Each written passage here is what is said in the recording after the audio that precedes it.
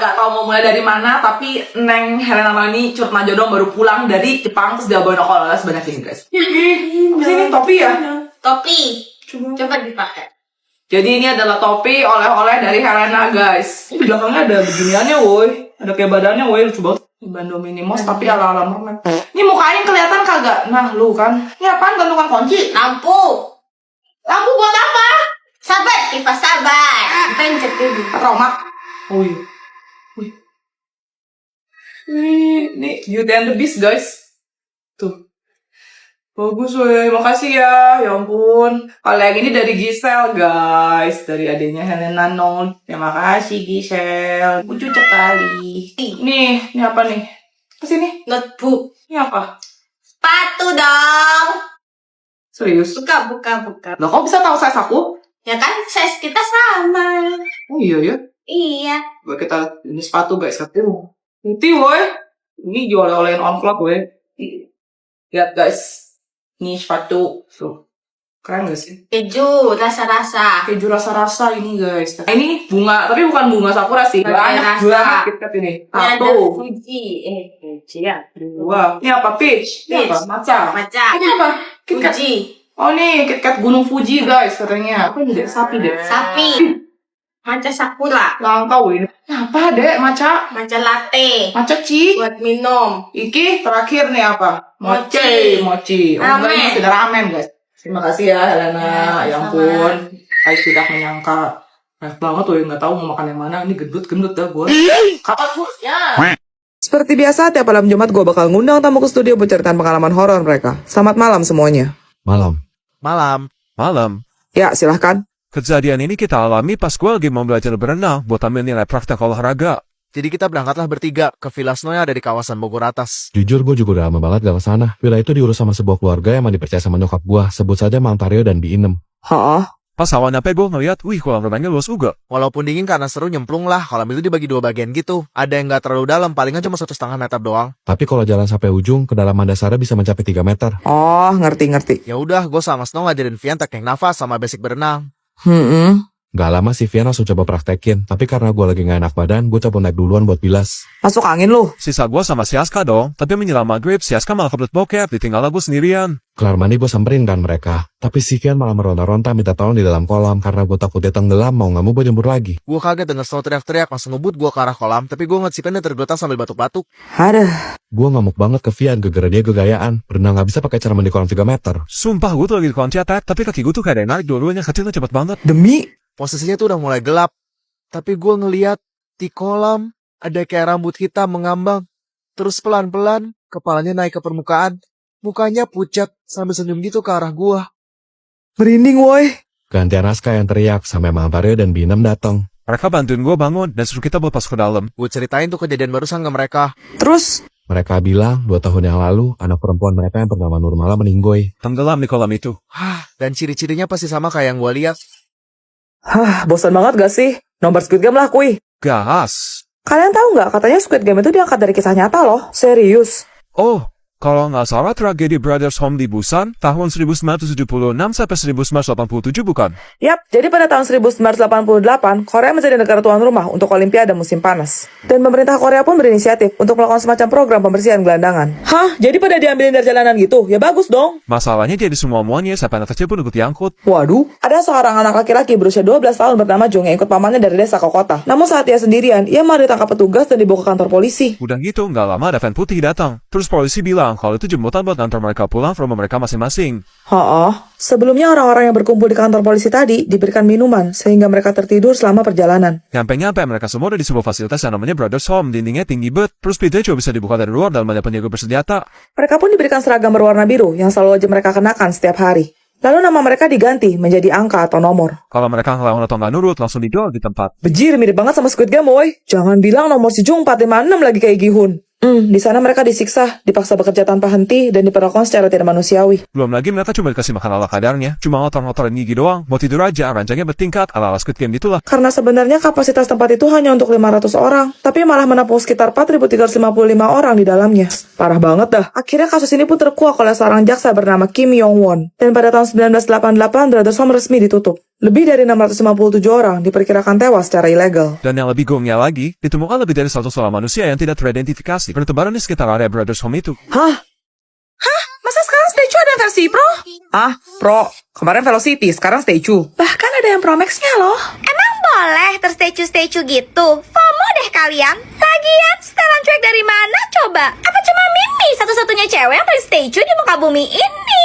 Kita staples aja kali ya bibirnya. Sabar, Tifa, sabar. Orang banyak kok cowok-cowok yang bilang kalau Mimi itu setelan cuek. Beda sama cewek rata-rata kayak kalian. Apalagi kamu, Tifa, yang pura-pura sok jual mahal. Tifa mah jelas mahal, emangnya lo murah. Kamu pikir Mimi bakal tantrum, Vian? Kamu salah besar. Mimi sang cewek statue ya cuek-cuek aja. Malu-malu. Diam atau gue bogem. Sabar, Tifa, sabar.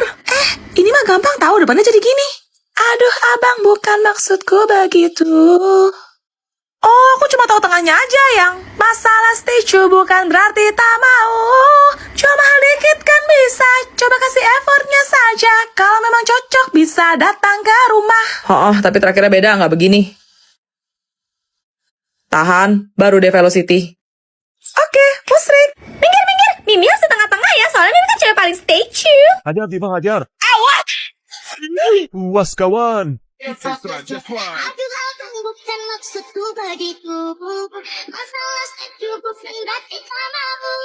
Cuma mahal dikit kan bisa. Coba kasih effortnya saja. Kalau memang cocok bisa datang ke rumah. Statue jalan cuek baru malu. Aduh, ada ini mau juga abang yang layu. Enak kalau jual jamu. Lihat nih, aku punya kotak pensil dino, canggih banget loh, banyak tombolnya, ada kamar rahasianya juga. Aku juga punya gambar astronot, bisa nggak punya aku lah. Lihat, ada passwordnya. Jadi nggak sembarang orang bisa buka dan barang kita nggak gampang hilang. Kalau si Tim Axel yang setuju, Oh, nantangin. Ayo gua mah. Aku juga bawa set koper alat mewarnai dino, isinya udah pasti lengkap banget dong, dari pensil warna, krayon, spidol, cat air, semuanya komplit. Ada 2 tingkat, totalnya ada 4 baris. Tuh. Keren banget kan? Gitu doang. Aku juga bawa koper set mewarnai aku yang astronot. Siapa yang tahu koper ini? Kalau kalian ikutin aku kan pasti pernah lihat. Isinya ada buku gambar, krayon, pensil warna, spidol, cat air, dan perlengkapan mewarnai lainnya. 3 tingkat malah. Totalnya 6 baris. Ada lawan. Kotak bekal aku dino. Punya aku astronot. Hah, bejis, legal dong, kalau gitu. Aku punya botol minum yang unik dan nggak pasaran, bentuknya private jet. Tuh, baling-balingnya bisa muter, dan rodanya juga real. Bisa jalan, ngeng. Habis itu, kalau mau buka, ada sedotannya. mulai deh nggak mau kalah si Koko.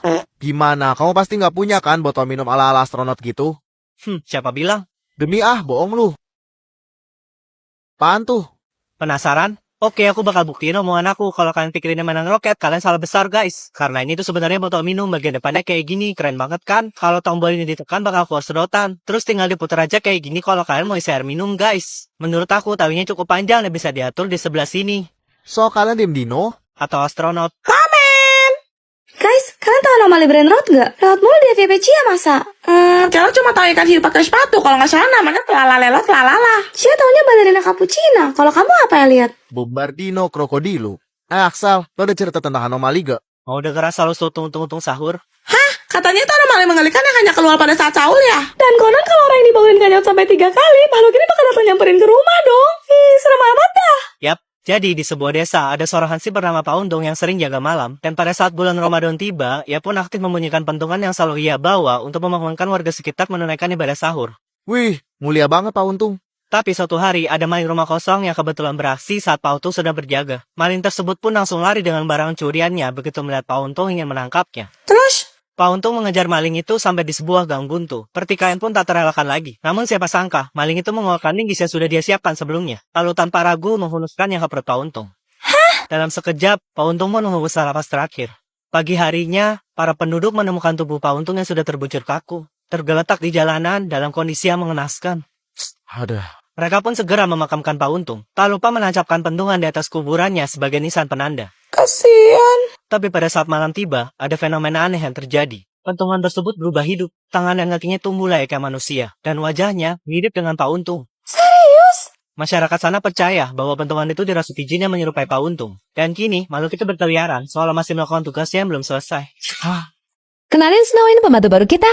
Selamat siang Tuan Muda, nama saya Juliet. Mbak tahu aku mbak? Enggak. Berarti kita jodoh, Mbak. Kok gitu? Karena jodoh nggak ada yang tahu. Peluklah tubuhku, kecup keringatku. Ngomong-ngomong, Mbak tuh kayak pantun ya? Maksudnya gimana, Tuan? Ya soalnya cakep. Peluklah tubuhku, kecup keringatku. Ibarat yang Mbak angka nih, Mbak tuh 1, 3, 4. Kenapa? Karena Mbak nggak ada duanya. Peluklah tubuhku, kecup keringatku. Bentar, kok saya jadi curiga Mbak penjahat ya? Enggak, Tuan, saya beneran niat kerja, sumpah. Soalnya bawaannya pengen nembak gitu. Peluklah tubuhku, kecup keringatku. Ya udah serius Mbak, sekarang saya mau sate. Tuan muda lapar ya? Baik, akan segera saya siapkan. Sate apa ya, Tuan? Sate harusnya sama kamu sayang. Peluklah tubuhku, kecup keringatku. Mbak bisa jawab nggak apa bedanya Mbak sama istri presiden? Kalau istri presiden itu ibu negara, kalau kamu ibu dari anak-anakku nanti. Peluklah tubuhku, kecup keringatku. Terakhir nih Mbak yakin mau kerja sama saya? Berat loh. Emangnya kerjaannya apa, Tuan, kalau boleh tahu? Membangun rumah tangga. Peluklah tubuhku, kecup keringatku. Tenang, tenang. Hah, Gomel Girls, Mama masih di sini loh. Ah, ah, ah.